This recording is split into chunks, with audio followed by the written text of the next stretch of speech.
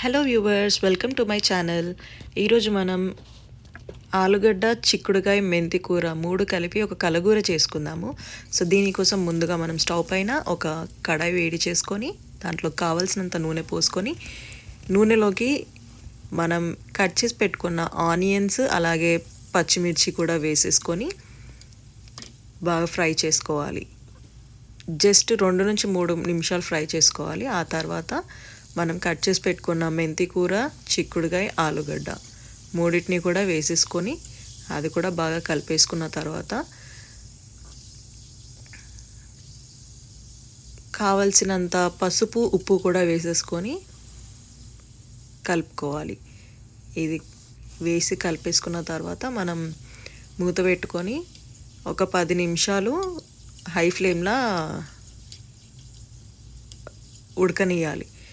అది ఉడికిన తర్వాత మనం మూత తీసి చూస్తే మనకు ఉడికిందా లేదా అన్నది అర్థమవుతుంది. సో మనం ఒక 10 నిమిషాలు ఫస్ట్ మూత పెట్టి ఉడకనిద్దాం.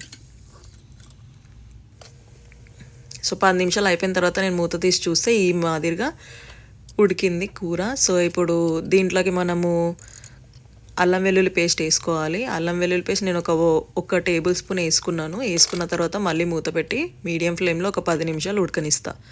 సో 10 నిమిషాలు ఉడికించిన తర్వాత మూత తీసి చూస్తే మనకి కర్రీ ఆల్మోస్ట్ ఉడికిపోయింది. సో ఇప్పుడు ఇందులోకి మనము కావాల్సినంత కారం పొడి కూడా వేసుకొని అలాగే మనం కట్ చేసి పెట్టుకున్న టమాటాలను కూడా వేసేసుకోవాలి.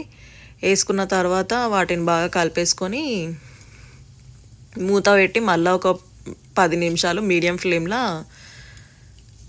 కానివ్వాలి కర్రీని. సో ఇప్పుడు మనం మూత పెట్టేసి ఒక 10 నిమిషాలు మీడియం ఫ్లేమ్లో ఉడకనిద్దాం.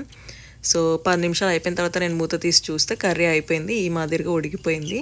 సో అంతేనండి, కలగూర అయిపోయింది. వీడియో నచ్చితే like, share and subscribe. See you in my next video. Bye.